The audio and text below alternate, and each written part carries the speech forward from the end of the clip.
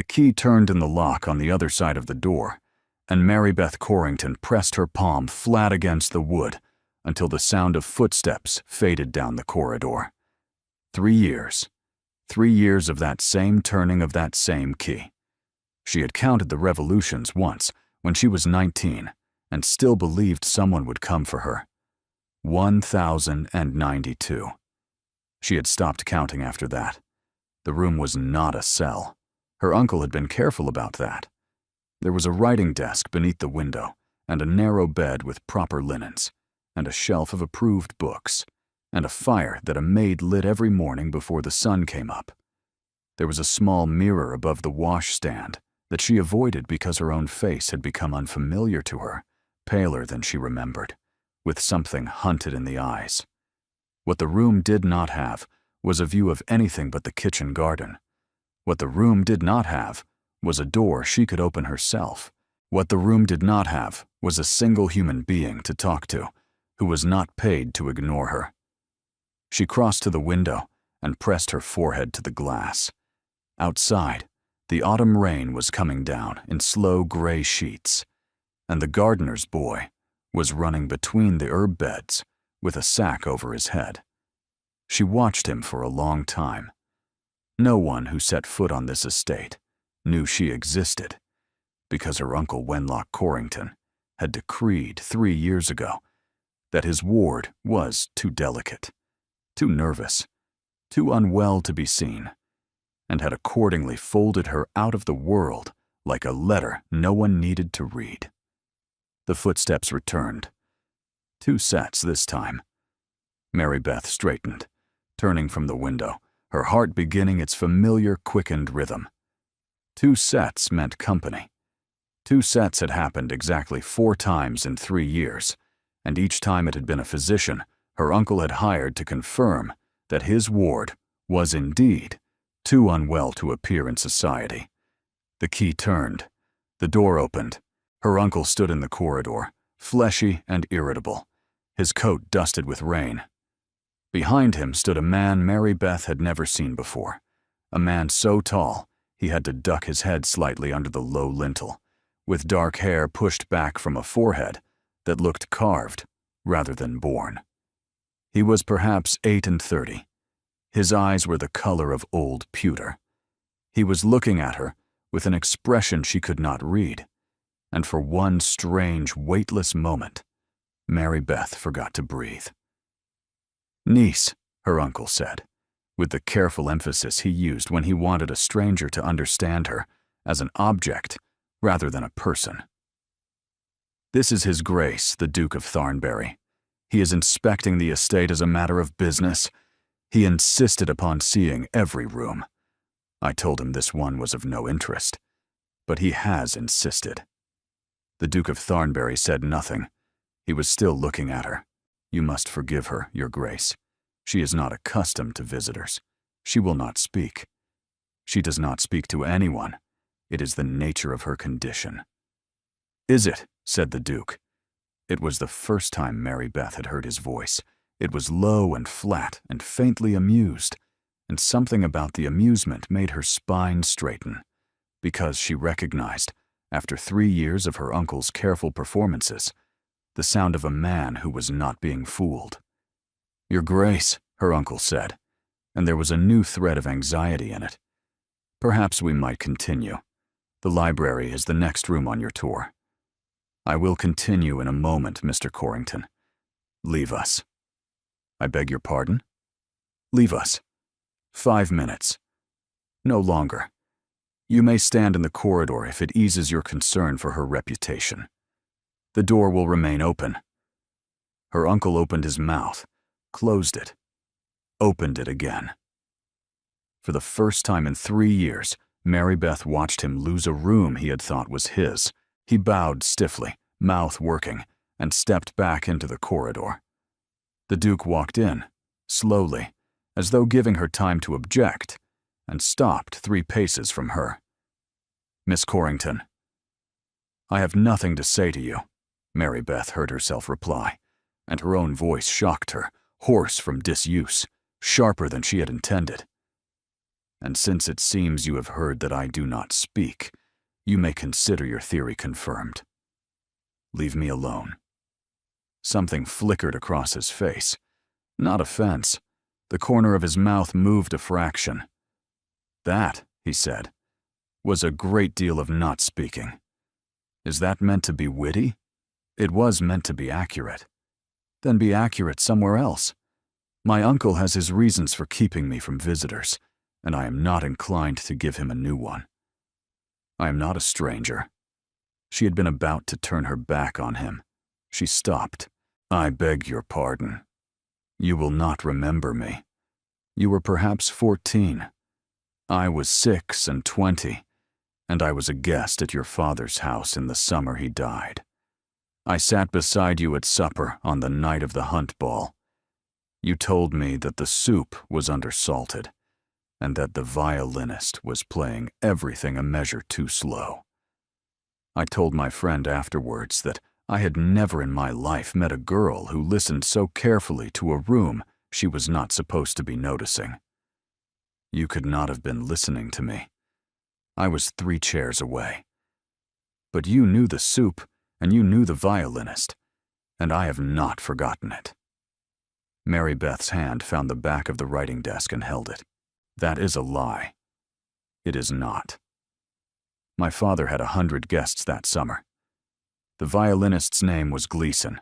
He had a scar on his left hand. He played the second movement of the Mozart too slow because he had taken laudanum for a toothache. I learned that from him later that same night, because your remark made me curious enough to ask. You were 14 years old, and you were correct about a professional musician, and I have remembered it for 12 years. She could not speak. Her throat had closed. "Why," she managed at last, "are you here?" "Your uncle has been selling off parcels of your late father's estate to cover debts he has not declared. Some of those parcels border land that belongs to my family. I have been contesting the sales. Today I came to inspect the boundaries and to make him understand that the contestation is formal and documented. He did not wish me to enter this room. That interested me. I insisted. And now I find that the room he did not wish me to enter contains his ward, who has not been presented to society, who has not been seen, who is listed in his correspondence as an invalid requiring complete seclusion, and who speaks with the voice of a woman who has not had a conversation in a very long time and has a great deal to say." The corridor was silent. She could hear her uncle breathing. "You should not have come in here," Mary Beth whispered. "I know." "You will make it worse for me." "I know that too. Then go." He looked at her for a long moment. His gray eyes did not soften. They settled, the way a blade settles when a swordsman has decided on the angle of his strike. "Miss Corrington, before I go, I would like you to know one thing. The tour I am on today was invented this morning. I've had a suspicion for some time.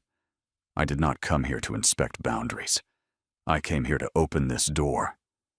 And then, before she could answer, before she could even understand what he had said, he turned on his heel and walked out. And her uncle's voice rose behind him in a stream of apologies that the Duke did not seem to hear. And the key turned in the lock, and Mary Beth Corrington sank onto the edge of the bed and stared at the door, and did not move for a very long time. The fire had burned low by the time Mary Beth could think in full sentences again. She sat on the edge of the bed, with her hands folded very tightly in her lap, because if she unfolded them, they began to shake. And shaking led to the maid reporting one of her episodes, and her uncle would send for the physician, and the physician would prescribe a double dose of the foul syrup that made her sleep 14 hours and wake feeling as though someone had poured wool into her skull. So she sat still and made herself think. I came here to open this door. The sentence rearranged itself in her mind a dozen ways, each more dangerous than the last. He had come here deliberately. He had known. He had not known what precisely, but he had known enough to invent a pretext, and he had used his rank to force her uncle's hand. He had come into this room the way a man comes into a room he has been thinking about for months, and he had said her father's name, and the violinist's name, and the color of the soup, and in doing so, he had proved something that terrified Mary Beth more than any of it. He had proved that she was remembered. For 3 years, her letters had been collected from her desk and burned in the kitchen fire. The maid who had once smuggled a note out for her had been dismissed within a week. She had assumed, by the end of the 3rd year, that she herself had become the condition her uncle described, that the drugged sleep had made her into an invalid in fact, rather than in fiction. And now, a man she did not remember had stood in her doorway and told her that she had been noticed once, 12 years ago, by someone who had not forgotten. Her father. Oswin Corrington, who had kept a house full of music and argument, who had believed, to the horror of his brother Wenlock, that daughters should be taught to read Latin and to manage estates. Her father, who had died of a fever so sudden that the doctor had not arrived in time, leaving a 15-year-old daughter and a will that placed her in the guardianship of his brother until her 27th birthday, or her marriage, whichever came first. Mary Beth was 6 and 20 years and 7 months old. Her birthday was 5 months away. She understood suddenly why her uncle's hands had trembled slightly when the Duke of Thornbury had refused to leave this room. 5 months. 5 months, and the inheritance reverted to her, regardless of her marital status. 5 months, and she walked into whatever remained of her father's estate and asked to see the ledgers. 5 months, and every irregular sale, every falsified claim of her incapacity, every document in which her uncle had signed for her, because she was too unwell to sign for herself, would be examined by a woman who could read Latin. Her uncle had not been keeping her safe. Her uncle had been running out of time. The fire popped. Mary Beth blinked. She had been staring at the hearth without seeing it. Somewhere in the house, a door slammed. Voices rose, fell, and rose again. Her uncle's voice, raised to the pitch it reached only when he was frightened. Another voice she did not recognize, calm and steady. A steward, perhaps, or a secretary. The Duke had not come alone. Mary Beth rose and went to the window. In the yard below, 2 saddled horses stood steaming in the late afternoon light. As she watched, a second man emerged from the house and swung up into the saddle. She could not see his face, but she knew the set of the shoulders. He paused before he rode out. He turned in the saddle, and he looked up at her window. She was standing in full view. She did not step back. He did not nod. He did not smile. He simply held her gaze for the space of perhaps 3 heartbeats, and then he turned his horse and rode through the gate, and the secretary followed him, and the gate swung shut. Downstairs, her uncle was shouting at someone. She sat down on the floor. She did not know why. It felt important to be lower than she had been, as though the room might see her better if she made herself small. She drew her knees up and wrapped her arms around them and tried to think. He had said he had suspected for some time, and underneath that question, a worse one. I sat beside you at supper on the night of the hunt ball. She did not remember him. She had searched for him the moment he had spoken, and she had found nothing. She had been 14. A grown man to a 14-year-old girl is as invisible as furniture. But he had noticed her. He had noticed her so precisely that 12 years later, he could repeat what she had said about a violinist. He remembered because something about her had caught on him like a splinter and had refused to work its way out. Mary Beth pressed her forehead to her knees. She thought quite clearly for the first time in 3 years. I am in considerable danger. Not from him. The danger was from her uncle, who would have spent the hours since the Duke's departure understanding that someone had seen, and who would now, inevitably, move the problem. She had heard him shouting. She had heard the words moved, and tonight and arrangements. The key turned in the lock. Mary Beth stood up so quickly she swayed. She had time to smooth her skirt and to put her hands behind her back before the door opened. And she had time to arrange her face into the blank, soft expression her uncle expected. And it was as well that she had, because the face in the doorway was not her uncle's. It was her uncle's housekeeper, Mrs. Fenlow, a woman Mary Beth had not exchanged more than 10 sentences with in 3 years. And Mrs. Fenlow was white about the mouth. "Miss," Mrs. Fenlow said, and her voice was lower than Mary Beth had ever heard it. "Miss, you must listen to me. I have very little time. Your uncle is arranging for you to be taken tonight. He has called for the carriage. He says you are to be removed to his cousin's house in Northwold for your health. The coachman has been paid not to stop. Miss, there is no cousin in Northwold. I was in service with the family for 20 years. I would know. Why are you telling me this? Because the Duke of Thornbury's secretary spoke to me in the kitchen passage not 1 hour ago. He said that if anything unusual was to happen in this house tonight, I was to send word to the Griffin's Head posting in. He gave me 3 guineas. I took them because I have watched you, miss, for 3 years, and I have been ashamed." Something in Mary Beth, which had been frozen for 3 years, cracked down the middle. I will leave the door unlocked. I will leave a lantern burning in the back scullery. The scullery opens onto the kitchen yard, and the yard opens onto the lane behind the stables. There is a gap in the hedge where the gardener's boy goes through to snare rabbits. You will have perhaps 20 minutes. If you are not through the hedge by then, you will be in that carriage, and you will not be in it alone. Your uncle's man Blackwood will be traveling with you. Mary Beth understood. Blackwood. Everyone in the household knew the name. Blackwood was the sort of man who was sent to a problem when the problem needed to stop being a problem. "Do you know where they mean to take me?" "I do not know, miss. I only know that Mr. Blackwood has packed a traveling case, and that the case is heavier than a case for a week's journey ought to be. Go now. I will be through the hedge. Tell the boy at the Griffin's Head." Mrs. Fenlow pressed Mary Beth's hands once, hard, and rose. At the threshold she paused. "Miss, there is a cloak in the linen chest at the end of the east corridor. It is wool, and it is dark, and it was your mother's. I have kept it. I did not know why."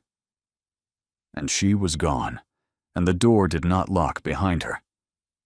Mary Beth stood up. She walked to the writing desk and opened the drawer in which she kept the 3 things her uncle had not taken from her: her mother's miniature, her father's ring, her grandmother's silver thimble. She put the miniature in her pocket, the ring on her finger, the thimble in her bodice. She took out her stoutest half-boots and laced them tight. She did not take a bonnet. A bonnet would mark her in the dark. On the way to the door, her eye caught the mirror above the washstand. The woman who looked back was pale and thin, but her eyes were gray, like her father's, and they were very bright, and they were angry. "Good," Mary Beth said aloud. "Good." The corridor was empty. She walked with the deliberate, silent stride of a woman who has had 3 years of practice in making herself unheard. The east corridor. The linen chest. Her hands found wool at once, heavy and soft, and the smell that rose from it stopped her heart for 1 full second. Lavender. Her mother had kept lavender in her drawers. Mary Beth had forgotten. She pressed the wool to her face for 1 foolish, useless moment, then flung the cloak around her shoulders and moved on. The back stairs creaked. Halfway down, she heard a cough from somewhere below and stood perfectly still against the wall for the count of 30. The kitchen passage smelled of onions and smoke. The kitchen was empty. The maids were all in the dining room laying supper. Mrs. Fenlow had known exactly. The scullery. The lantern burned on the low shelf. The door was unbarred. She pushed it open, and the cold, wet air of the kitchen yard hit her face, and it was the first outdoor air she had tasted in 3 years that was not filtered through a window sash. Then she moved. The kitchen yard, the lane, the hedge. She could not see the gap in the dark, and she almost wept with the conviction that Mrs. Fenlow had been wrong. And then her hand caught on broken branches, and the branches gave, and she pushed through, and she was on the other side. Behind her, faintly, she heard the sound of a carriage being brought around into the front courtyard. She heard her uncle's voice, raised, asking a question. Not yet alarmed, inquiring. She ran. She did not know she could still run. 3 years of drugged sleep and short walks within a 12-foot room, and her legs carried her. When the first thorn caught her cheek, she did not stop. When her boot found a rabbit hole and her ankle turned, she did not stop. When she heard, far behind her, the first shout from the direction of the house, she went faster. The Griffin's Head posting inn was 4 miles along the Hartling Road. She had never walked 4 miles in her life. She would walk them now, because the alternative was Mr. Blackwood and a traveling case too heavy for a week's journey. She came out onto the verge. The rain began again, lightly. She turned north and began to walk. She had been walking perhaps 20 minutes when she heard hoofbeats behind her on the road. Not a carriage. Horses. 2 of them. Moving fast. She took 1 step toward the tree line before she understood, with a cold lurch of her stomach, that the hoofbeats were coming from the wrong direction. They were coming from the north. They would pass her on the road. She stopped. The road had no cover at this stretch. The horses came round the curve. 2 riders, 1 ahead, 1 following. The lead rider was a tall man in a dark greatcoat, riding hard. And as his lantern swung across the road, his face was lit for 1 brief, uneven moment, and Mary Beth Corrington stood very still on the verge of the Hartling Road, in her mother's lavender-scented cloak, and the first and only thought in her head was that the Duke of Thornbury had not, after all, gone home. The Duke reined in so sharply, his horse went sideways on the wet road, and for a moment he did not speak. He simply looked down at her from the saddle, as if he were confirming a thing he had already suspected and did not quite wish to be right about. Miss Corrington, Your Grace, you are walking on the Hartling Road in the dark. I am aware. Alone. I am aware of that as well. The horse stamped. The Duke swung down from the saddle, boots hitting the mud, and Mary Beth understood that her legs had decided they had done enough. She swayed. He caught her elbow before she knew she had tilted. Yardley, he said without turning. Fetch the carriage. It should be at the Griffin's Head by now. Tell Healy to bring it at the trot. Miss Corrington is not going to stand on this road while we discuss it. Your Grace. The secretary swung back up, and his horse was moving before he was fully settled. I am not going to fall, Mary Beth said. I do not believe you. There is a milestone 10 paces behind us. We are going to walk to it. She did not argue. He walked her the 10 paces with his hand under her elbow, as steadily as if he were escorting her across a ballroom, and he did not ask her a single question about what had happened, and she understood he was not asking, because he already knew. How did you know to come back? Your uncle sent for a carriage at 5 this evening, a carriage he did not normally keep harnessed. The head groom's boy is in the pay of an innkeeper at Linford who owes me a favor. When I received the word, I understood what was about to happen, and I turned the horses around. Mrs. Fenlow told me. She struck me as a woman who had been waiting for someone to ask.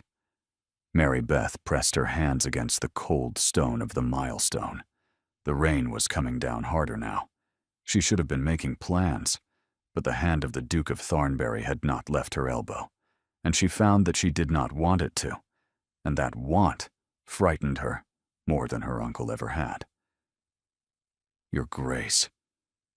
What are you going to do with me? He was silent a moment. When he spoke, it was quieter than before. I am going to put you in my carriage. I am going to take you as far as Linford tonight, and lodge you at the Swan, which is kept by a woman who will ask no questions. In the morning, I am going to take you to my aunt at Ashendene, 3 hours to the south. She is the widow of an earl and the sister of the Lord Chief Justice, and there is no magistrate north of London who will sign a warrant that crosses her threshold. From Ashendene, you will write to your father's former solicitor in Holborn, a man named Partheridge. Within a week, you will have your own legal counsel. Within 5 months, you will have whatever remains of your father's estate, and your uncle will not. Mary Beth could not immediately speak.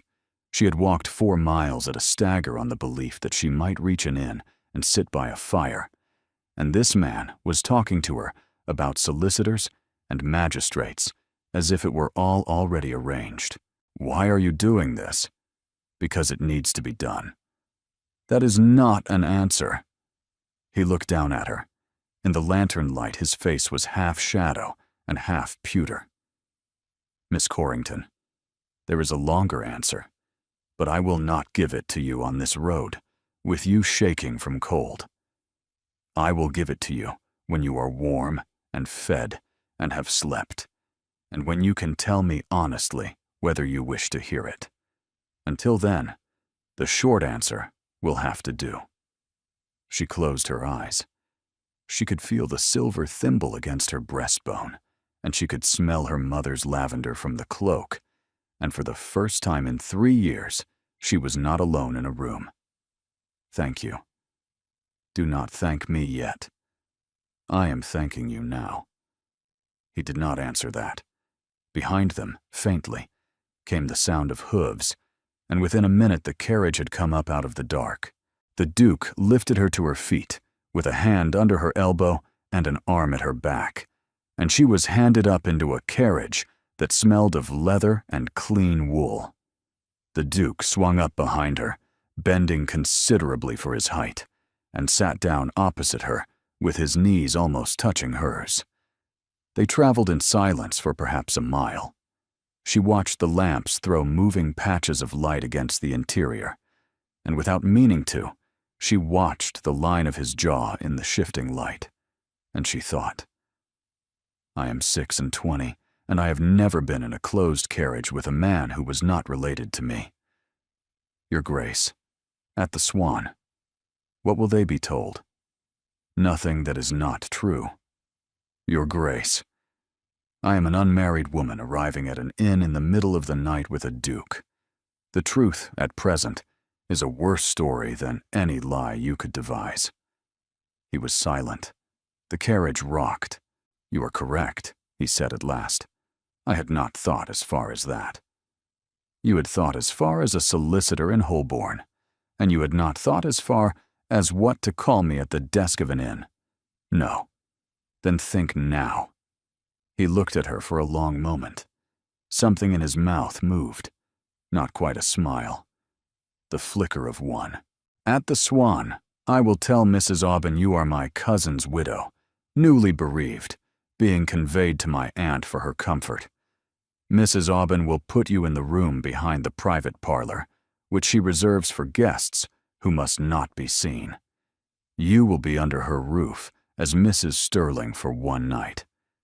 In the morning, we will decide another name together, because my aunt does not put women on her visiting cards under false names. Mrs. Sterling. It is a name I gave at an inn 12 years ago when I was traveling with a friend, and not in a mood to be known. Mrs. Aubyn will recognize it. She will not ask who Mrs. Sterling is this time. You have done this before. I have done a version of this before, not this. What is this? He did not answer immediately. The carriage lamp shifted, and the light caught his face, and something in his expression was not composed. It was the first thing she had seen on him that was not composed. This, he said slowly, is the first time I have ever taken a woman out of a house against the wish of the man who held her. The carriage went over a stone. Mary Beth's knee knocked his. Neither of them moved. The Swan at Linford was a long, low building set back from the road, shuttered, with a single lantern burning above the door. The inn yard was empty, but for a sleepy ostler who took the horses without a word. Mrs. Aubyn was waiting in the passage as though she had been standing there since sundown. She was a small, iron-haired woman of perhaps 60, with hands like a pastry cook's and eyes like a revenue officer's. She looked at the Duke once. She looked at Mary Beth once. She did not look at her again. Your Grace.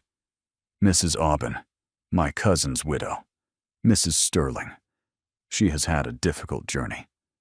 The back parlor is aired and there is a fire. Will Mrs. Sterling take supper? Broth only. In the bedroom. She will not be disturbed before 9. I am taking the room above hers. My man is taking the room over the tap. Nobody else is to come down this passage until we leave. Your Grace. That was the whole of the conversation. Mrs. Aubyn led them down a wainscoted passage and through a low door into a small paneled room with a fire laid, and a bed turned down, and the curtains already drawn. It was, Mary Beth realized, the room a woman prepared for another woman who had been running. Mrs. Sterling. Mrs. Aubyn spoke to her directly for the first time. There is a bolt on the inside of the door, and a second on the inside of the shutter. Use them both. The wall between this room and the passage is thick. I will bring the broth in 5 minutes. She closed the door. Mary Beth did not sit down. She stood in the middle of the small, warm room with her mother's cloak still on her shoulders, and she began, very slowly, to shake. It was not fear. She had been afraid for 3 years, and she knew the shape of fear. This was the shape of a thing relaxing after it had been held too tight for too long. A single knock. Yes. The Duke did not open the door. He spoke through it. Mrs. Aubyn will be at the door in a moment. I'm going up. Bolt the door after her. I will be on the floor, above. Second door on the right. If anything at all alarms you, do not call down the passage. Stamp 3 times on the floor. I will be at your door before you have finished the 3rd stamp. Yes. Good night, Miss Corrington. She heard his boots on the stair. She sat down on the edge of the bed and wept, without sound, for perhaps a minute. And by the time Mrs. Aubyn came in with the broth, she had dried her face and was unfastening her cloak as if it were an ordinary evening. Mrs. Aubyn set down the broth and went out, and Mary Beth bolted the door and the shutter, and ate because her body required it, and got into the bed in her shift, and did not expect to sleep. She slept for 11 hours without dreaming. She woke to gray light and the smell of coffee, and for a disoriented half-second, she did not know where she was, and then she did. She sat up, and the room did not spin, and for the first time in 3 years, she woke without the syrup weight in her head. She sat on the edge of the bed for a long minute, simply breathing, and counting the small sounds of the inn waking below her. A bucket set down, a door opened, a man's voice calling to another man in the yard, and she thought, with something close to astonishment, that she had not heard the ordinary noises of ordinary people moving about ordinary work in 3 years. There was a clean gown laid across the foot of the bed, plain gray wool, well made, sized for a woman a little smaller than Mary Beth, but not by much. Beside it, a folded piece of paper. She opened it.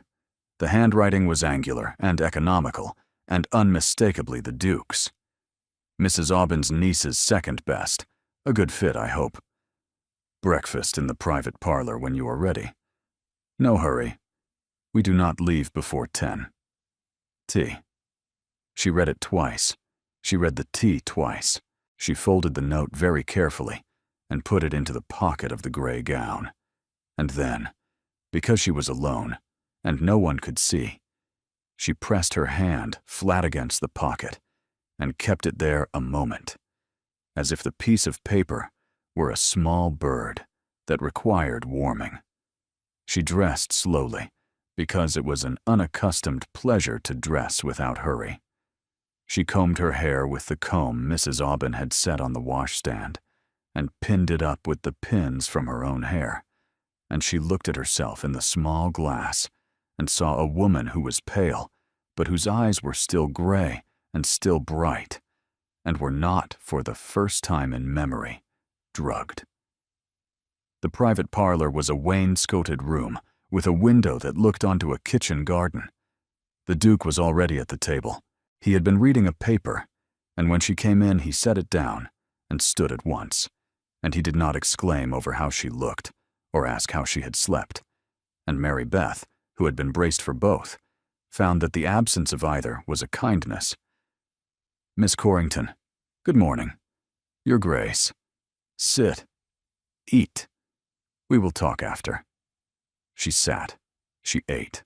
The food was simple and excellent, and her body received it with a kind of shocked gratitude. The Duke read his paper and did not look at her, and when she set her cup down, he folded the paper and looked at her across the table. "You asked me last night why I was doing this. I did.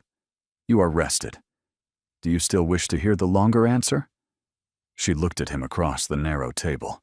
The morning light was gray and clean. The fire was steady. She was wearing someone else's gown and eating someone else's food. And she was, for the first time in her life, entirely responsible for whether or not she heard the next sentence that was going to be spoken. "Yes." He drew in a breath, released it, and folded his hands on the table. "My name," he said, "is Aldrich Rensley, and I have known about your uncle for 4 years." Mary Beth did not speak. The fire popped. She waited, because she understood, with the part of her that had learned over 3 years to wait for the next sentence of a man who held power over her, that the best thing she could do with that one was to leave it room. 4 years ago my father died, and I came into lands that had been in some disorder. Among the papers, I found a correspondence with a solicitor named Partheridge of Holborn. Partheridge had also been the solicitor of your late father. He wrote to me shortly after my father's death, as a courtesy, to inform me that the new party to our longest boundary dispute was a young woman under the guardianship of her uncle, whom he did not expect to see in his office for some time. That was the first mention of your name I had ever knowingly encountered. I had sat beside you at a supper table when you were 14. I had remembered you, but I had not known, until that letter, that the girl I had remembered and the ward of Wenlock Corrington were the same person. Mary Beth did not move. I wrote back and asked Partheridge polite questions, framed as boundary questions. He mentioned he had written to the ward twice and received no reply, and that when he had called at the house, he had been told she was unwell. He was uneasy. But the ward was the uncle's lawful charge, and he had no standing to demand an interview. He told me because I asked, and because he was looking for a reason to be less uneasy. I was not able to give him one. 4 years ago. 4 years ago. I was only a year into the locked door. Yes. And you did nothing. I did several things, none of them enough. I had my steward inquire about your uncle's affairs. I learned he was in debt and selling off parcels to which he had no clear title. I had my solicitor contest those sales formally, because formal contestation creates a paper trail. I sent a man to your village twice a year to listen in the public house. I learned the physicians who called at the house were brought from London, and that 3 different physicians had been used in 4 years. I learned, piece by piece, that what was being done to you was being done with care, and that the care was the mark of a man who knew what he was doing was wrong. Mary Beth's hands were folded on the table. It was taking effort to keep them still. Why did you not come for me 4 years ago? Because I had no proof. I could have walked in. Your uncle could have had me barred. He is your legal guardian. If I had forced the matter wrongly, he could have moved you within a week to a house I did not know, or if sufficiently frightened, into a madhouse. A man who signs a committal for his ward on the evidence of 3 physicians he has paid is nearly impossible to undo. I did not act because I was afraid of being the reason you disappeared into a worse room than the one you were in. She closed her eyes. When she opened them, he was still looking at her. Then what changed? 3 weeks ago, your uncle made an error. He attempted to sell a parcel bordering my land to a man who has been for a decade in my pay, without knowing it. In the paperwork, he submitted a document bearing your signature. I had a letter you had written to Partheridge when you were 15, thanking him for a birthday gift. He had sent me a copy when I asked for samples of your hand 2 years ago, for reasons I did not give him. The 2 signatures were written by different hands. Your uncle had forged yours. Clumsily, Mary Beth opened her mouth, closed it. That forgery is a criminal matter, not a boundary dispute. It is an offense for which your uncle can be arrested. But to bring the case, I needed a witness who could swear she had not signed. I needed you out of that house, done before your uncle understood what he had given me. That is why you came yesterday. That is why I invented the boundary tour. I did not, when I rode up that drive, expect to find you in the state I found you. I expected a coached invalid. I expected you would repeat what your uncle had taught you to repeat. I was prepared to come back a second time, a third.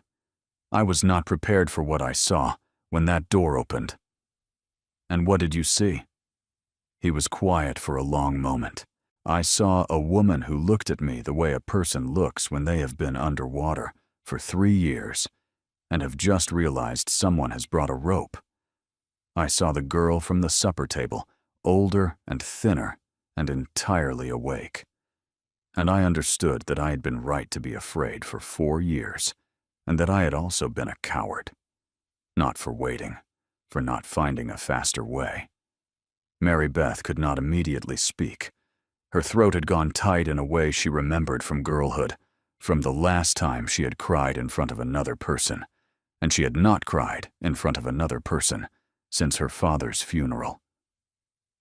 Your Grace, Aldrich, if you will, under this roof. The formalities are not going to survive the journey. Aldrich, yes. You said on the road that there was a longer answer and a shorter one. You have given me the longer. It is not the whole of it. He looked at her.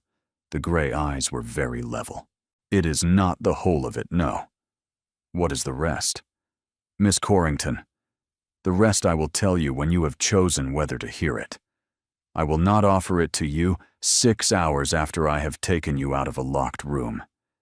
There is a thing a man owes a woman he has pulled out of a house, and the first thing he owes her is that he does not make her owe him anything in return.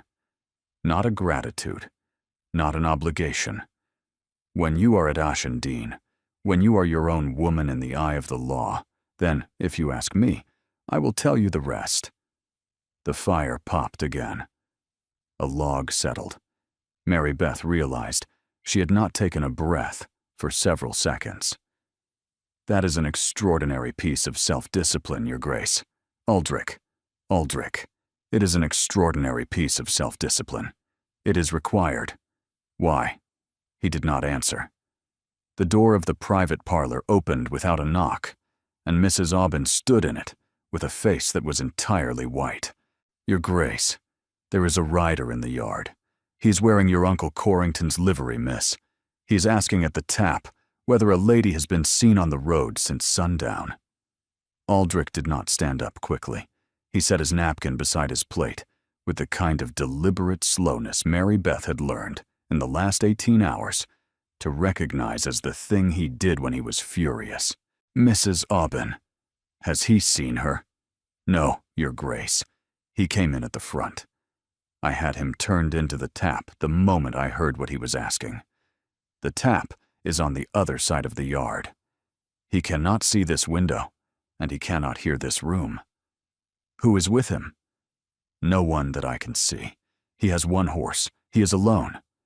How long before he thinks to ask at the stables? Not long. He is drinking a mug of ale my daughter set in front of him, which I instructed her to do. She is slow at pouring when I tell her to be slow. He has perhaps 7 minutes before the ale is finished. Good. Keep him drinking. Yardley. The secretary was already in the doorway, coat in hand. Your Grace? The carriage. Now, bring it round to the kitchen yard, not the front. Go. Yardley was gone. Aldrich turned to Mary Beth. He did not offer her his hand. He did not ask if she was afraid. He simply looked at her, the way he had looked at her on the road, with the blade settled. Miss Corrington, this man does not matter. Your uncle has sent him to ride the inns and ask a question. He will ride 3 more after this one.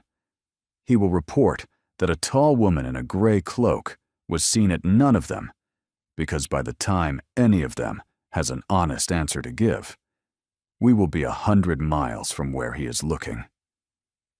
But you and I are going to leave by the kitchen yard in the next 4 minutes, because I will not have him lay eyes on you, and I will not have him carry the description of your face back to the man who paid for it. Are you ready? Yes. Good. Your cloak is in the bedroom. Fetch it. Do not fetch anything else. Go. She went. She moved through the passage and into the little back bedroom, and she took her mother's cloak from the hook behind the door, and on a strange impulse, almost not her own, she took the silver thimble from the dish by the bed, and she put it back into her bodice, as she had done on the night of her flight, and she did not know why. She came back down the passage, and Mrs. Aubyn was standing at the kitchen door with Mary Beth's torn gray traveling gown folded over her arm, and a small parcel wrapped in brown paper. Bread and cold ham, miss, for the carriage, and a flask of tea. The tea is hot. Mrs. Aubyn, I do not know how to thank.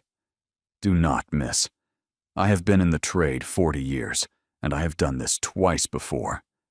Go. He is on his 2nd mug, and I cannot keep him there. Aldrich was at the kitchen door. He took the parcel and gave her his arm, and they went out through the kitchen yard and round the corner of the stable into the lane behind, where Yardley had the carriage waiting. Aldrich handed her up, swung up after her, and the carriage was moving before she had sat down. They went out of Linford by the back lane and along the river road for 3 miles, and only then did the carriage turn south onto the turnpike, and by then Mary Beth had been silent for a quarter of an hour because she was remembering, with a clarity that sickened her, how it had felt to hear the carriage being brought around into the front courtyard of her uncle's house. Aldrich, he looked up. If that man had come to the Swan 3 hours earlier, he would not have. Your uncle did not send him until he was certain you were not on the road behind his own carriage. He will have spent the night searching his own grounds and the nearest villages. It is only now, late in the morning, that he has expanded the search. We have a day, perhaps a day and a half, before he understands you are not in the north at all. And then he will come south, and he will come to Ashendene, because Ashendene will be the first place he thinks of when he has exhausted the other possibilities, and my aunt will meet him at her own door with a letter from her brother, the Lord Chief Justice, and he will go away very quickly, and he will not return. You are certain, Miss Corrington. I have spent 4 years being uncertain about you. I am not being uncertain today. She did not answer that. She turned her face to the window and watched the hedgerows go by, and she held the silver thimble against her breastbone through the wool of her gown. They stopped at Widdenham to change the horses. Aldrich went into the inn for a quarter of an hour to send an express rider ahead to Ashendene. Mary Beth remained in the carriage. She watched the ostlers change the team through the glass. One of them, a boy of perhaps 16, caught her looking, and smiled at her. And Mary Beth, who had not smiled at a stranger in 3 years, surprised herself by smiling back. Aldrich returned. The carriage moved.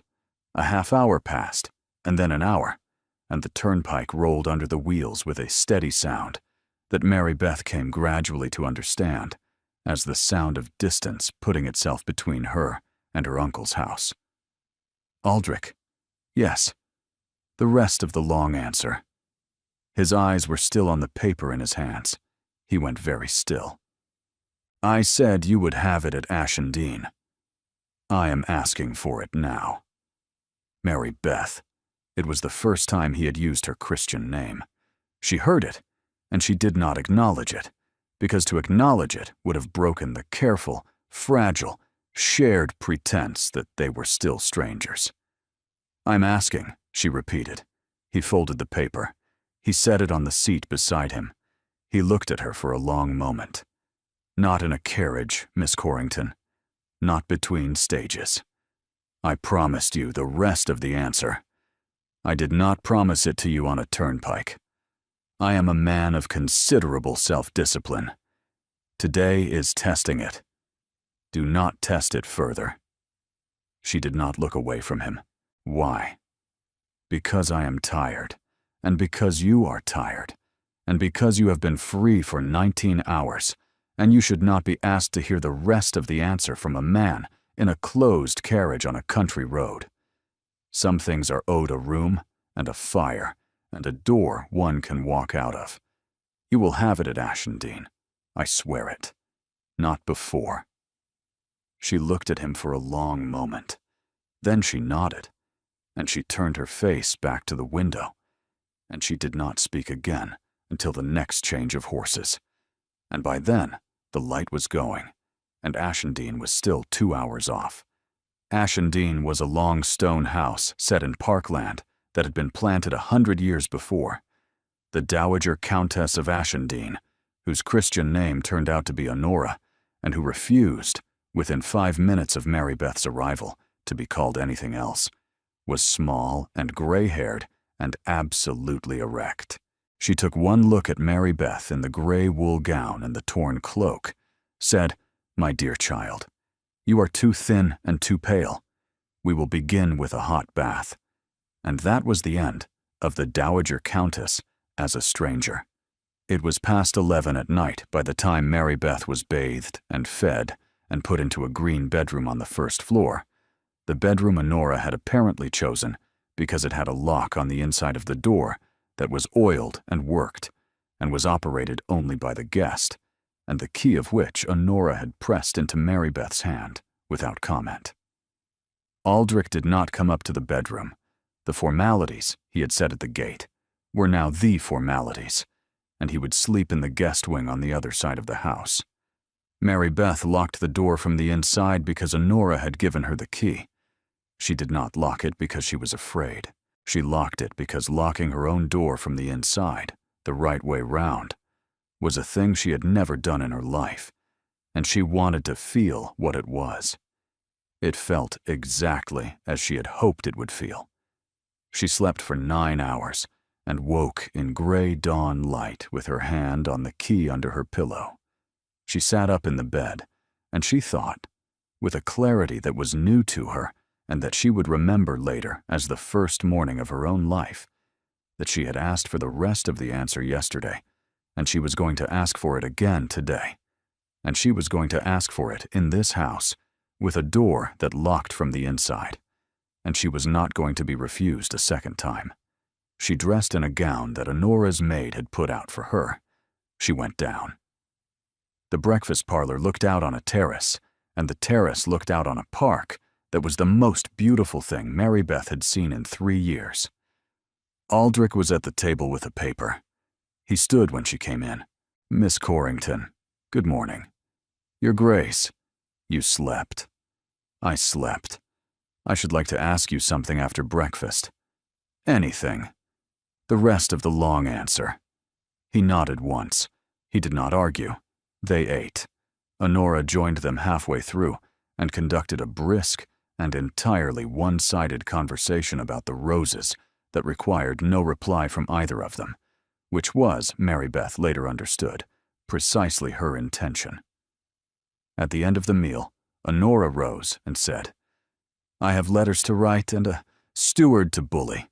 The south garden is walled and quite private, and contains one bench. I suggest you use it." And she walked out. Aldrich looked after her for a moment. Something at the corner of his mouth flickered. "Your aunt is not subtle. No. Shall we?" Yes.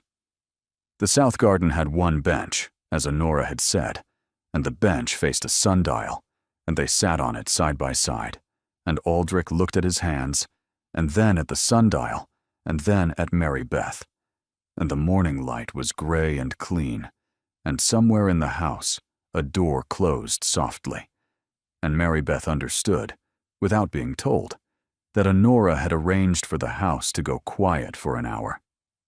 "Before I begin," Aldrich said, "I will tell you one thing. If you ask me the rest of the answer, you will not be able to unhear it. It will change the nature of what has been between us. If you would rather we stayed neighbors and solicitors, I will not be offended. I will leave Ashendene this afternoon, and I will write to you as a friend. It is an honorable path. I will not hold it against you." "Aldrich." "Yes." "Begin." He looked at his hands, the night at the supper table. "You were 14. I was 6 and 20, and I was bored and cold and unhappy, and I had been ignored by the girl I had ridden from London to see, and I was sitting 3 chairs away from you, and you were telling your father that the violinist was playing too slow.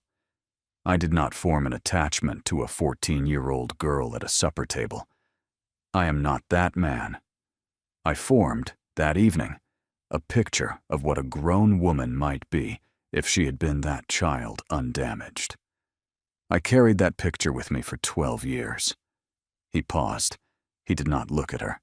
When Parthridge's letter came 4 years ago and I understood who you had become, I felt a kind of grief, because the picture I had carried had a body now, and the body was behind a locked door.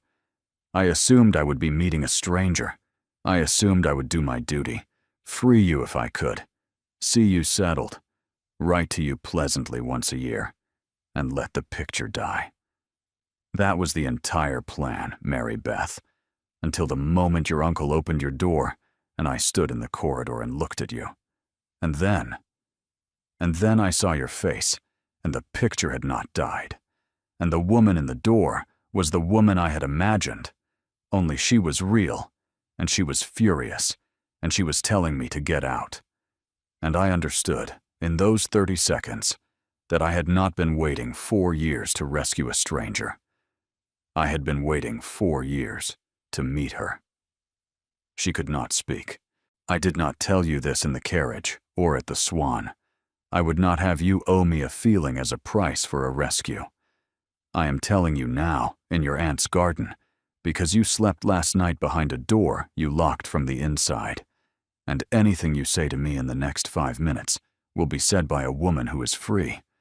That was the price I set for telling you. It has been paid." Mary Beth looked at him for a long moment. She could feel the silver thimble against her breastbone. "Aldrich." "Yes. I decided in the carriage yesterday that I was going to marry you if you asked.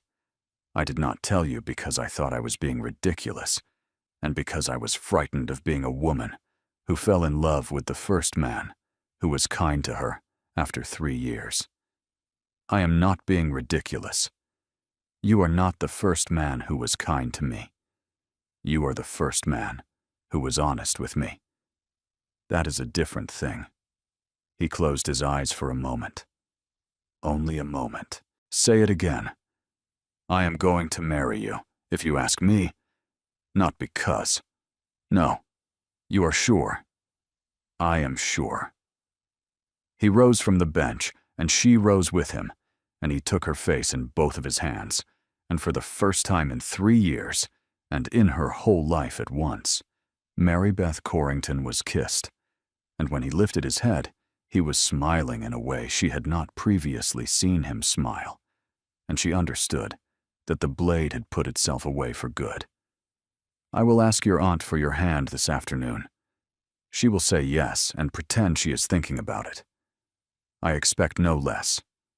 The trouble with a happy engagement is that the world does not stop being the world the moment two people in a garden have understood each other." The letter came the following morning. It was addressed to the Dowager Countess of Ashendene, and it was written in a hand Honora did not recognize. She read it at the breakfast table, and then, with an expression Mary Beth had never before seen on her, she folded it and put it face down on the cloth. "My dear, I am going to ask you to read this. You are not going to like it." Mary Beth took the letter. "Madam, it has come to my attention that your household at present includes a young person representing herself as Miss Mary Beth Corrington of Corrington Hall, whose uncle is presently detained on a charge of forgery. I write to you not as a friend, but as a party with a legitimate concern. In the summer of the year before her father's death, I had the honor of receiving from the late Mr. Oswin Corrington a private undertaking concerning his daughter's future disposition, made in the presence of a witness still living. This undertaking, though never reduced to formal settlement because of Mr. Corrington's untimely death, was of a nature my own family has always regarded as binding. I understand now that Miss Corrington is shortly to be disposed of in marriage. Before any such disposition is finalized, I should wish to call upon you at Ashendene to lay the matter before you. I remain, madam, your most obedient servant, Crispin Villacre." Mary Beth read the letter twice. She read the name Crispin Villacre 3 times, and she set the letter down on the cloth, and she said, very carefully, "Honora, I have never heard that name in my life." "Nor have I. My father never mentioned him. My dear child, my dear, your father is not here to mention anyone." Aldrich arrived at 1 o'clock. Honora had sent for him by express. He read the letter standing at the library window, and when he had finished, he turned around, and his face was the face Mary Beth had seen on the night road. "Mary Beth, did your father ever, in your hearing, mention the name Villacre? Simply mention him?" "No, I have no memory of the name." "Is there anything in your father's papers that mentions this man, or a private undertaking about your future?" "Nothing. I have read every paper Partheridge has sent. There is no such thing." "Then I can tell you what this letter is. It is opportunism. A man who has read the report of your uncle's arrest in the London papers, seen that you are an heiress about to come into her estate, learned by gossip that you are at Ashendene and engaged, and written a letter deliberately ambiguous enough that he cannot be contradicted on paper. He is not proposing marriage. He is proposing to call and to see what falls out." "What falls out?" "Money. The usual amount is a settlement of £5,000 to go away. He will not expect to get you. He will expect to get paid, not to continue embarrassing you. And if we refuse, he will write to the papers. He will offer the story of the hidden ward, now engaged in suspicious haste, with an inconvenient prior claim being swept aside. It will not matter that the claim is fabricated. It will be printed. Your reputation will be marked for a year." Honora said quietly, "I have seen this done, my dear. The last time was 11 years ago. The young woman paid. She was never easy again." Mary Beth sat with her hands folded. The thimble was at her breastbone. "Aldrich, I am not paying him." "Mary Beth, I spent 3 years in a room because my uncle thought I was a thing that could be kept until I could be spent. I am not going to spend the first year of the rest of my life paying a stranger to go away because he has read a newspaper. I am not paying him. If he publishes, he publishes, and I will stand in a church with you, and the cloud will have to pass over us both, and it will pass, because nothing in a newspaper lasts a year if you do not feed it. Aldrich looked at her for a long moment. "Miss Corrington, I agree with you. On one condition. That you permit me to write to Velicre in my own hand this afternoon, and to tell him, in terms he will understand, that if he publishes one line about you in any paper in this kingdom, he will find every one of his own affairs published in the same paper the following week, and that I am in a position to make that promise good. He is not the only person in London whose correspondence can be read. Let me write. You will not have to pay him, but I will not have you stand in a church under any cloud that I can prevent." She looked at him for a long moment. "Right," he wrote. Honora supplied the paper.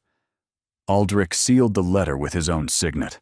The manservant who had carried Velacre's letter was given the reply along with a second letter, unsealed, informing him that his master was about to be ruined, and that he might consider, before reaching London, whether he wished to remain in that master's employment.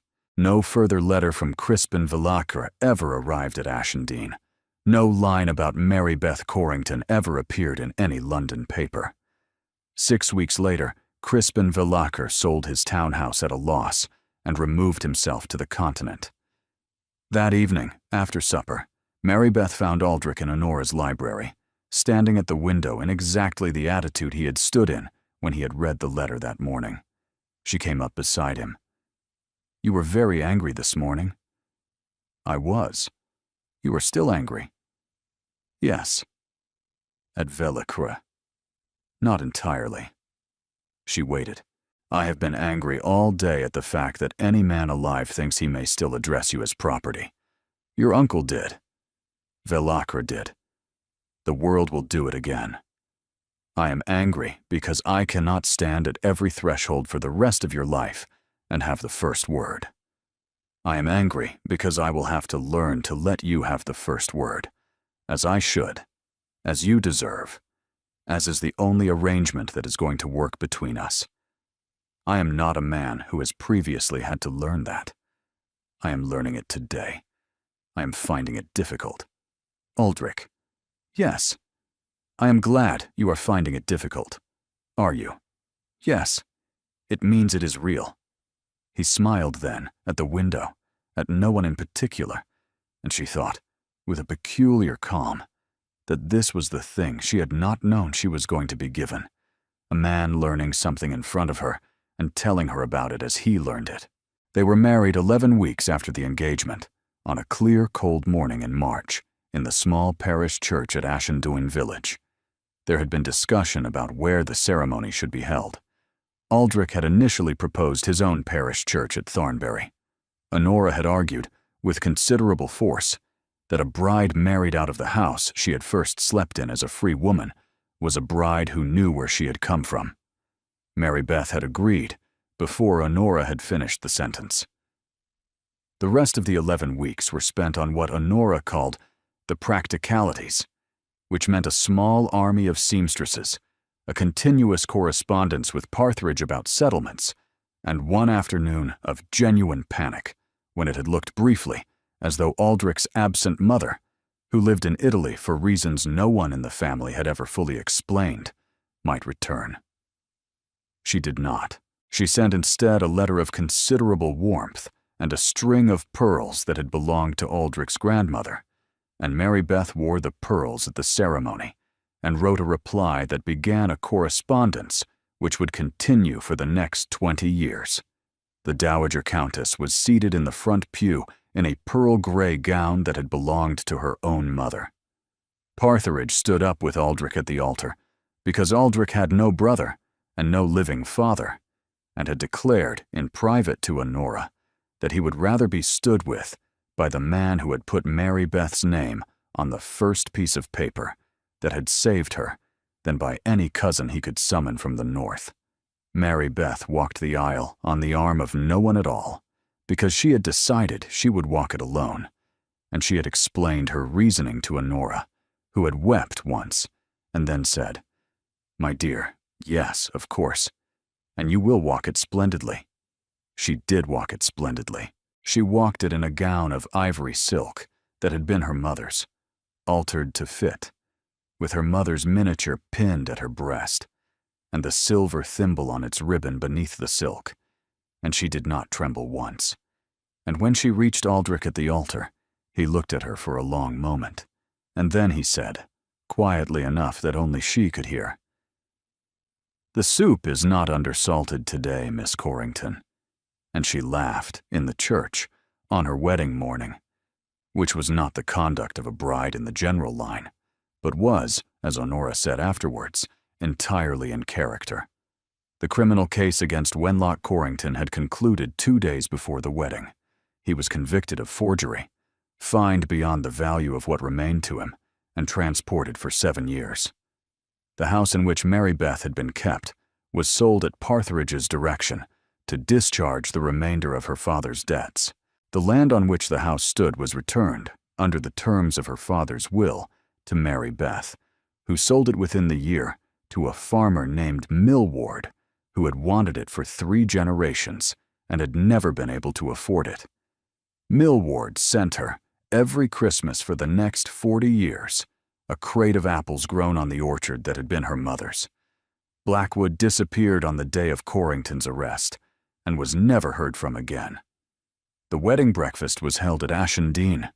Mrs. Aubyn was invited from the Swan and came in her best black and sat in the seat of honor because Honora had insisted. Mrs. Aubyn said approximately 6 words the entire afternoon, and at the end of the meal she pressed Mary Beth's hand once, hard, in the way she had pressed her hand in the back parlor the night of her flight, and said, "I knew you would do," and left without further ceremony. Mrs. Fenlow was invited and was not able to come, because she had by that time taken a position in a parsonage in Kent, but she wrote a letter that Mary Beth kept in the same drawer with the note signed T and the letter from Crispin Velacher, which she kept on principle, because a thing you have refused to be frightened by should not be thrown away.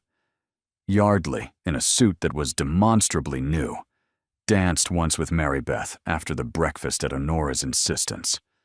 He was a careful dancer and a quiet man, and Mary Beth understood, watching him return her with a bow to Aldrich, that this was the man who had ridden with 3 guineas to Mrs. Fenlow's kitchen passage, and whose name she had not known for 48 hours after he had saved her life. She kissed his cheek. Yardley turned the color of a winter apple and bowed 3 times in succession and retreated to the punch bowl, and Honora, watching from her chair, laughed until her eyes watered.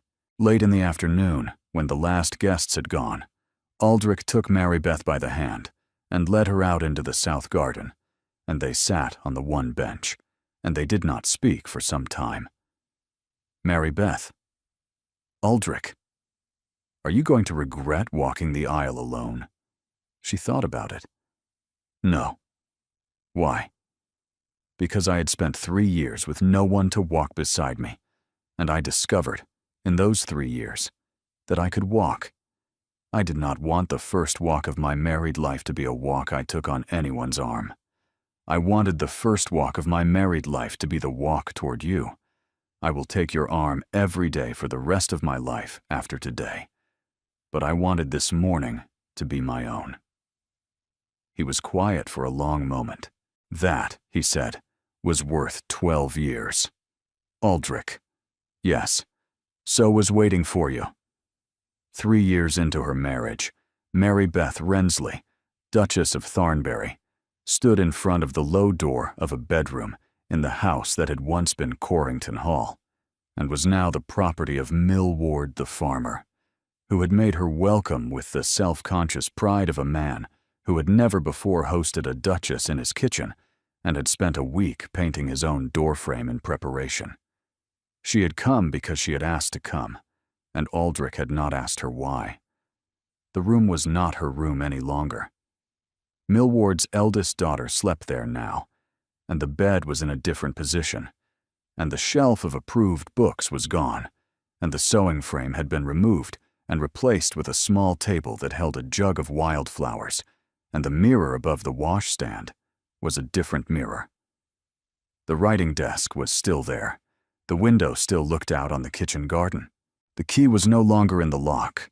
The lock itself had been removed at Mary Beth's written request a year after her marriage, and a simple latch had been put in its place, and the latch was open. Mary Beth stood in the middle of the room with her hands folded in front of her. She was 31 weeks pregnant with her first child. She could feel the child moving as she stood there, the small, impatient turn of a body that had not yet learned patience, and had no reason to learn it. And she stood in the room where she had spent 3 years waiting, and she said, aloud, to no one, because there was no one in the room to hear her, "I am not going to carry you into this house. I am going to carry you out of it." She turned, and she walked out, and she did not look back.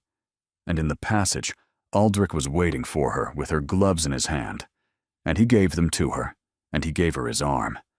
And they walked out of the house and across the yard and into the carriage, and the Millwards stood at their door and waved, and Mary Beth waved back, and the carriage turned south toward Thornbury, and she did not think of that room again for a great many years. There was a story, she told herself, in the first year of her marriage, when the quiet of Thornbury would occasionally come upon her, too heavily in the afternoon, and she would find herself standing at a window, counting her own breath. The story was that she had not escaped. The story was that the carriage ride with the Duke, and the Swan, and the garden at Ashendene had all been the hallucination of a woman drugged too often, and that she would wake at any moment in the narrow bed in her uncle's house. She told Aldrich about the story in the 4th month of her marriage. He had listened. He had not interrupted. He had not assured her that she was wrong. When she had finished, he had said only, "My dear, I will prove it to you as many times a day as you need." And he had. That week, he had come into whatever room she was in at 4 o'clock and said, "Come, let us walk." And they had walked the length of the South Park, and the sheep had scattered and regathered, and he had pointed out an owl and named 3 oaks. And on the 4th day, Mary Beth had realized that the story had not visited her that afternoon, because she had not been alone in a quiet room at 4 o'clock. From that week forward, for the rest of her life, she and Aldrich walked at 4 o'clock every afternoon the weather permitted, and on the afternoons when it did not, they sat together in the small library, with the door between them open to the passage, and she read aloud to him, and he corrected her pronunciation of the Latin, and the story did not visit her again. Their first child, a girl, was born in the spring. She was christened Oriel, after Mary Beth's mother, and her godmother was the Dowager Countess of Ashendene, who insisted at the font on being called Honora by the child in due course. Oriel was followed 2 years later by a boy, whom Aldrich named Thurston, after his own grandfather, and who inherited his father's eyes and his mother's memory for conversations she was not supposed to be overhearing. 2 more children followed in the next 6 years, and the house at Thornbury, which had been too large for 2 people, became the appropriate size for a family that filled it. Mary Beth discovered, in the rearing of her children, a talent she had not known she possessed. She read to them in the evenings, all 4 of them at once if the weather was cold, and she taught them Latin as her father had taught her, and she answered their questions without regard to whether the questions were convenient, and when they misbehaved, she made them sit on the library steps and read aloud to her until the punishment was done. It wasn't, she would reflect later, an ordinary way to rear a duke's children. It was the only way she knew, and the children grew up considerably less afraid of the world than their peers, which was precisely the point. Honora lived to see the first 3 of these children. She died in her 81st year with all of her faculties, in the green bedroom at Ashendene that had once been Mary Beth's, with Mary Beth at her bedside, and her last words, to the point in a way that was characteristic, were, "You did very well, child. Do not let anyone tell you otherwise." Partridge, who had become something like an uncle over the years, outlived her by 18 months and left Mary Beth his entire legal library and a small silver inkstand. Mrs. Aubyn continued to keep the Swan at Linford for another 12 years, and Mary Beth made a point of stopping there whenever she traveled north. Mrs. Fenlow wrote twice a year from Kent until her death, and in every letter she asked after the children by name. Yardley became, in time, steward of the Thornbury estate, and then, after a decorous courtship, husband of Mary Beth's second cousin. Crispin Villacour died in Antwerp of a fever 10 years after his removal to the continent. No notice of his death appeared in any London paper, which was, in the end, a more satisfying rebuke than any notice could have been. The house at Thornbury in those years was known in the county for 3 things. First, for the astonishing quality of its library, which Mary Beth had rebuilt from the ground up in the first 2 years of her marriage, and which was accessible to any scholar of any rank who wrote in advance. Second, for its table, which was famous for being neither grand nor fashionable, but simply extraordinarily good. Third, for the fact that none of its internal doors had locks. All of the locks had been removed in the first year, by Mary Beth's instruction, and at the carpenter's considerable puzzlement, and latches had been put in their places, and the children grew up in a house where no one could be shut in anywhere, and did not understand, for some years, that this was unusual. On an evening in the autumn of the 7th year of her marriage, Mary Beth Rensley stood in the long gallery at Thornbury and watched the rain come down in slow gray sheets against the tall west window. And she thought, without wanting to, of another window and another autumn rain, and another woman who had stood with her forehead against the glass and wondered whether anyone was coming. Aldrich came into the gallery behind her. She did not turn. He stopped a few paces behind her because he had learned, over 7 years, that there were afternoons on which she preferred to be approached slowly. "My dear, Aldrich, you have been very quiet today." "I have." "Are you thinking of the house?" "I am thinking of the window." He came to stand beside her. He did not touch her. He looked out at the rain with her. "It rained that afternoon," he said. "The afternoon I came. I remember. I stood in the corridor before I went in, for rather a long time. I did not know, when your uncle opened the door, whether I would find a woman I could speak to, or a woman who had been drugged out of the capacity to speak. I was afraid, Mary Beth. I have not told you that. I had guessed. Of course you had guessed." The rain drummed. Somewhere at the far end of the gallery, their second daughter was shouting at her brother about something of great moment to a 4-year-old. Mary Beth listened to the shouting with the particular contentment of a woman who has produced noise in her own house by her own agency. "Aldrich." "Yes." "Do you remember what you said to me that afternoon before you left the room?" "Yes." "Say it." He looked at her. "I said, I came here to open this door." "Yes." She turned from the window, and she put her hand against his cheek, and she said, "You have been opening doors for me ever since. Every day. I have been meaning to tell you that for some time, and I have not said it plainly, because it is the sort of thing one means every day, and says perhaps once in a lifetime, and I wanted to be sure I was saying it at the right time." He put his hand over hers. "Mary Beth, I'm saying it now. I heard you." They stood in the long gallery for some little time, in a companionable silence that was the particular silence of 2 people who had once shared a more urgent kind of silence and remembered it. "Aldrich." "Yes." "Do you know what I thought? That first morning, when I woke in the green bedroom at Ashendene, and I put my hand under the pillow to feel the key? No. I thought, this is what the rest of my life is going to feel like. A key that I can feel with my own hand, not a key that someone else turns on me.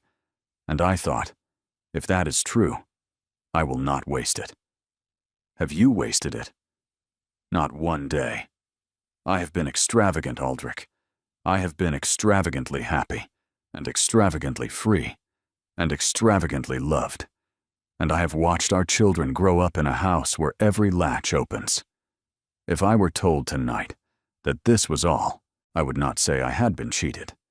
I would say I had been given more than was mine to ask for. Mary Beth. Yes. You are not being told it is all. Tonight is not the end of anything. It is a Tuesday in October. We have supper to eat. I know. I was only saying it in case I do not say it again. You will say it again.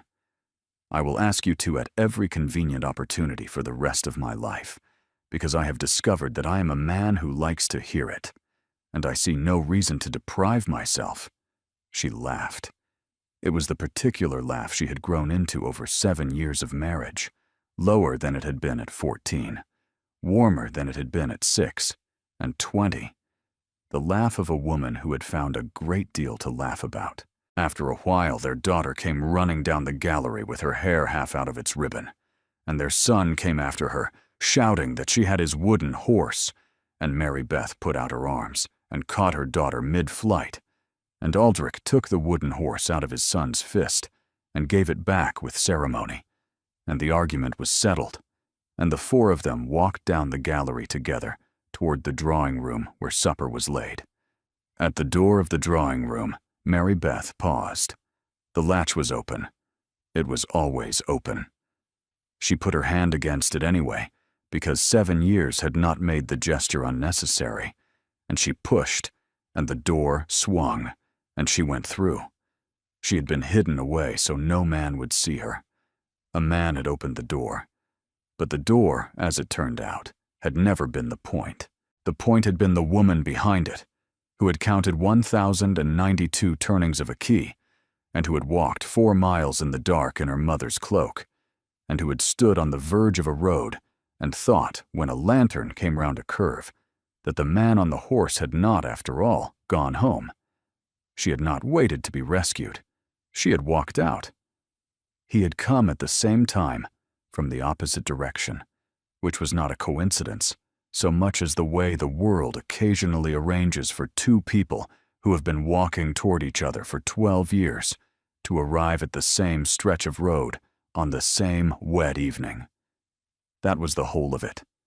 That was the story. A locked door.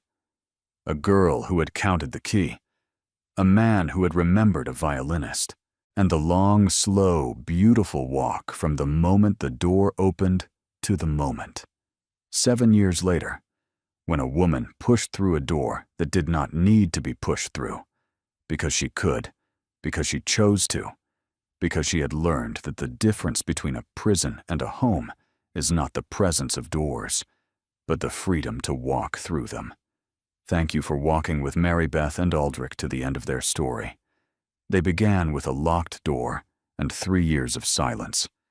They ended with a house full of children and latches that did not need to be turned. Every door in their life after that afternoon was one they chose to walk through, and that, in the end, is what a happy ending actually is. Not the absence of difficulty, the freedom to choose. If you have been moved by this story, please do consider subscribing to the channel and ringing the bell, because there are more stories on the way. More locked doors. More long, slow walks. More women who count the turnings of keys, and then, one evening, decide they have counted enough. Thank you for being here. You are the reason these stories are told.